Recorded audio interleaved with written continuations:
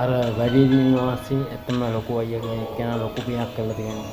කිසිම සල්ලි පිනක් තමයි යා කරලා තියෙන්නේ දුප්පත් ජනතාව වෙනින්. අනිත් එක යා නෙමෙයි බලන්නේ. එයා වැඩ කාර්යයන්ට දාලා තියෙන බලන්න. ඉතින් අසන දුප්පත් කට්ටිය ගොඩක් කට්ටියට බල්ලා තියෙනවා. එයාගෙන් හැටරු වෙන පේන්නේ වසයි වගේ. ඒ වුණාට කිසිම සල්ලිකාරයෙක් කිසිම කෙනෙක් නොකපු ඒව තමයි එයා බල්ලා තියෙන්නේ. ඇත්තම වටිනවා.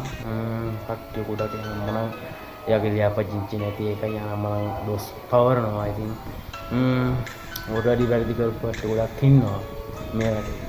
ඉතින් මේ මිනිස්සයා සල්ලිකාරයෙක් වුණා ඉන්න තමයි දුප්පත් කට්ටියගේ දුක ඉඳලා ඉන්න තැනක් නැති කට්ටිය ඉන්න තැනක් තියෙන්නේ. දුක ඉඳලා.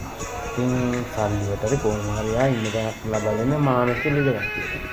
එයා බලන්න ඒ තැනට කට්ටිය බලන්න දාලා තියෙන්නේ. ඉතින් යාගේ සල්ලි වලින් එයා ඒ ලොකු පිනක් කරලා තියෙනවා. ඒක කොහොමද කට්ටිය බලනවා මම එහෙම වචන කියන්නේ නැත්නම් කාලේ වැරද්දමක් මොකක්ද කල්ලා කියන දේ ලැත්තනවා අස්සන හොඳයි. අපේ මයික් එකේ තියෙනවා කියලා මේකයි ඉතින් ඒවාටකින් අපිට ඉතින් අර කන්තෝරි හාමුදුරුවෝ වෙන දේ හිතා ගන්න බෑ. අන්ති දම්පි භවති විනස්සති මගේ අතේ ගහක් තියෙනවා. අන්තිම මේ ලෝකෙ හිතන දේ වෙන දේ හිතා ගන්න බෑ වගේ තමයි.